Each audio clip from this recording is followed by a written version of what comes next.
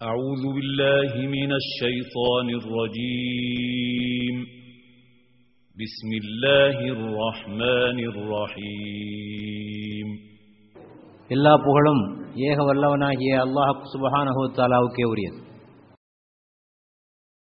சாந்தியும் சமாதானமும் பெருமானார் ஸல்லல்லாஹு அலைஹி வஸல்லம் அவர்கள் மீதும் அவர்களுடைய உற்றார் உறவினர்கள் மீதும் சஹாபாக்கள் மீதும் அல்லாஹ்வின் நல்லடியார் அனைவர் மீதிலும் உண்டாவதாக.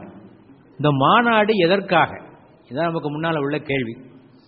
எல்லாரும் நடத்துறாங்க, நீங்களும் நடத்துகிறீர்களா? எங்காத்துக்காரரும் கச்சேரிக்கு போனார் என்ற கதையாக எல்லா இயக்கங்களும் நடத்துகின்றன, நீங்களும் ஏதோ ஒரு மாநாடு நடத்துகிறீர்களா? அல்லது உங்களுடைய சக்தியை காட்டுவதற்காக, எங்களுக்கு இவ்வளவு சக்தி இருக்கு தமிழ்நாட்டில் என்பதை காட்டுவதற்காக நடத்துகிறீர்களா? அல்லது உங்களை நீங்களே தம்பட்டம் அடித்துக் கொள்வதற்காக நடத்துகிறீர்களா? அல்லது ஏதாவது அரசியல் பேரம் பேசுகிற நோக்கோடு கூட்டத்தை காட்டி பேரம் பேசுவதற்காக இப்படிப்பட்ட ஒரு நிகழ்ச்சியை நடத்துகிறீர்களா என்ற ஒரு கேள்வி. ஏனென்றால் இந்த மாநாடுக்கு பல லட்சங்கள் செலவாக போகின்றன, பலருடைய நேரம் இல்லையா? மாநாடு 2 நாள் 48 மணி நேரம் மாநாடு மட்டும், போக வர அதற்கு இன்னொரு 24 மணி நேரத்தை சேர்த்துக் கொள்ள வேண்டும். சேர்த்தால் 72 மணி நேரத்தை ஒவ்வொருவரும் செலவழிக்கப் போகிறார்கள். 50,000 பேர் அந்த மாநாட்டுக்கு வருவதாக வைத்துக் கொள்ளுங்கள். 50 into 72 மணி நேரம் பெருக்கிக் கொள்ளுங்கள், எவ்வளவு நேரம் வரும்னு பாருங்க. இவ்வளவு நேரம் செலவாக போகுது, இவ்வளவு பணம் செலவாக போகுது. இவ்வளவு கஷ்டப்பட்டு மாநாடு நடத்துவதனால் என்ன லாபம் என்ற கேள்வி கேட்பதற்கு ஒவ்வொருவருக்கும் உரிமை உண்டு. கேட்கணும், எதுக்கு என்ற கேள்வியை கேட்க வேண்டும். ஆக அந்த கேள்விகளுக்கு விடையளிக்கும் முகமாகத்தான் இந்த உரை உங்களுக்கு அமையப் போகிறது. முதலாவதாக நாம் நமக்கு கேட்டுக்கொள்ள வேண்டிய சில கேள்விகள் இருக்கின்றன. நாம் யார்? முஸ்லிம் உம்மத் என்றால் யார்? முஸ்லிம் சமுதாயத்தின் மீது அல்லாஹ் சுமத்திருக்கக்கூடிய பொறுப்புகள் என்ன, கடமைகள் என்ன? நாம் என்ன ஒரு ஜாதி சங்கமா? எந்த பொறுப்பும் இல்லாம ஒரு ஜாதி சங்கத்தில் பிறந்தவன் அவனுக்கு ஏதாவது கடமை இருக்கா? ஜாதி சங்கத்தில் பிறந்தவன் ஒரு கடமையும் கிடையாது. அதை போன்ற ஒரு அமைப்பா? இல்லை ஏதாவது நமக்கு பொறுப்புகள் இருக்கின்றனவா? நமக்கு முன்னால் உள்ள சவால்கள் என்ன? நமக்கு முன்னால் உள்ள வாய்ப்புகள் என்ன? இன்றைய முஸ்லிம் சமுதாயம் என்ன நிலையில இருக்கிறது? முஸ்லிம் சமுதாயம் தனக்குள்ளேயே அடித்துக்கொண்டு மோதிக்கொண்டிருக்கிறது. முஸ்லிம்கள் ஏன் கல்வியிலும் பொருளாதாரத்திலும் ஏன் பின்தங்கி இருக்கிறார்கள்? முஸ்லிம்கள் ஏன் சின்ன சின்ன மசாயல்களுக்காக சண்டை போட்டுக் கொண்டிருக்கிறார்கள்? ஆக இப்படி பல கேள்வி நமக்கு முன்னாலே இருக்கு. இந்த கேள்விகளுக்கெல்லாம் விடை காண வேண்டும். நோய் நாடி நோய் முதல் நாடி என்று சொல்வார்கள். நோயை கண்டறிய வேண்டும், நோய்க்கான காரணத்தை கண்டறிய வேண்டும், அதற்கு பிறகு நோய்க்கான வைத்திய சிகிச்சை முறைகளை கண்டறிய வேண்டும். சிலர் நோயை பத்தியே தான் பேசிட்டு இருக்காங்க, தீர்வு கிடையாது. ஒருத்தட்டு நோயை பத்தி பேசிட்டே இருப்பாங்க. சமுதாயம் எப்படி இருக்கு, சமுதாயம் எப்படி இருக்கு, என்னையா தீர்வு ஒன்றும் தெரியாது. இன்னும் சிலர் பெரிய பெரிய நோயெல்லாம் விட்டுட்டு சின்ன விஷயங்களை பிடிச்சிட்டு இருப்பாங்க. உயிரே போகிற அளவுக்கான பெரிய நோய் இருக்கும், அதை விட்டு விடுவான் இல்லையா? தோல் கொஞ்சம் கருப்பா இருக்கு, இதுதான் பேசிட்டு இருப்பான். சின்ன சின்ன விஷயங்களை பற்றி பேசிக் கொண்டிருப்பார்கள்.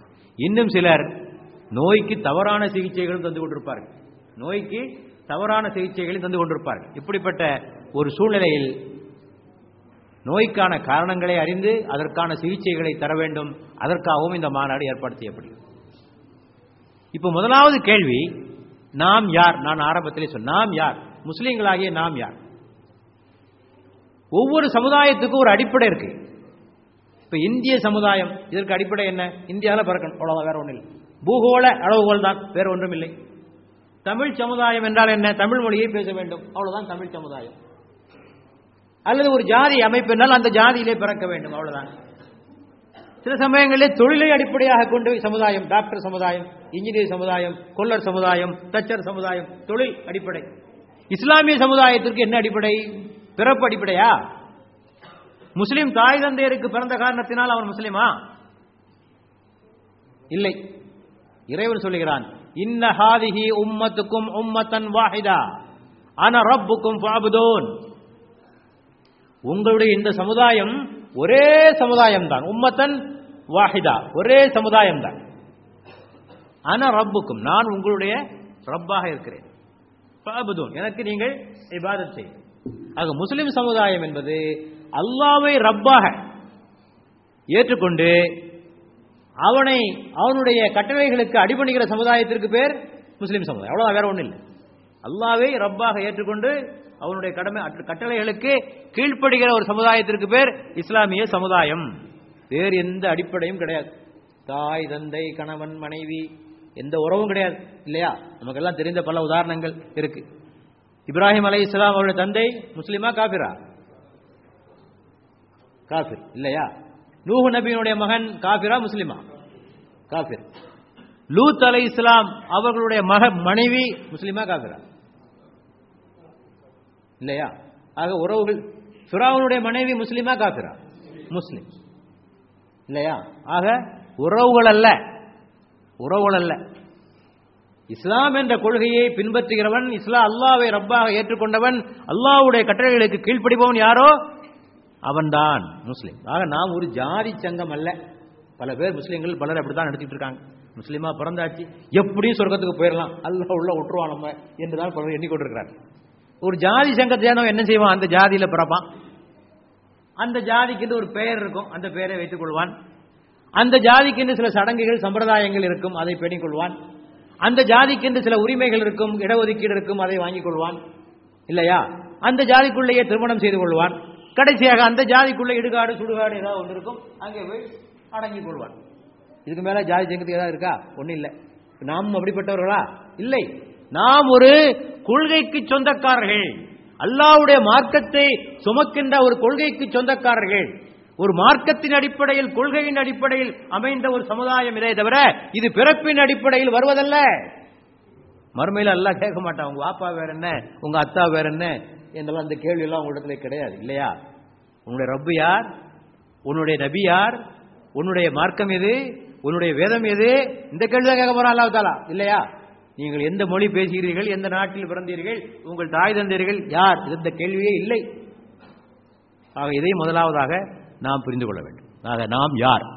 அடுத்த கேள்வி, நம் மீது அல்லாஹ் சுமத்தி இருக்கிற பொறுப்புகள் என்ன? இந்த உலகத்தில் நம்ம அல்லாஹ் படைச்சிருக்கான சில பொறுப்புகளை சுமத்தி இருக்க. அல்லாஹ்வே நமக்கு ஒரு சில டைட்டில்களை தர்றான் குர்ஆன்ல, சில சிறப்பு பட்டங்கள். குறிப்பாக 2 பட்டங்களை நாம் இங்கே சொல்ல வேண்டும். ஒன்று, அல்லாஹ் சொல்கிறான், நீங்கள் சிறந்த சமுதாயத்தவர்கள், நீங்கள் சிறந்த சமுதாயத்தவர்கள். ஹைரா உம்மத், ஹைரா உம்மத்.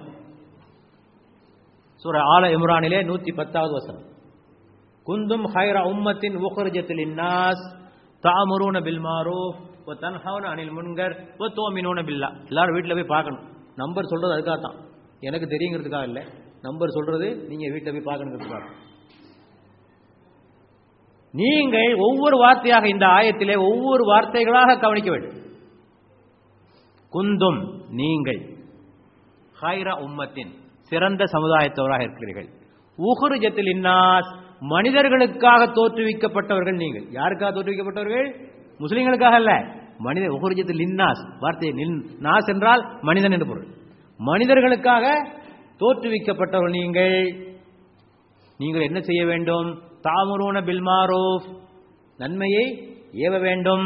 வ தன்ஹவுன அனில் முன்கர் நீங்கள் தீமையை விலக்க வேண்டும். வ துமினூன பில்லாஹ் அல்லாஹ்வின் மீது நீங்கள் விசுவாசம் கொண்டிருக்க வேண்டும்.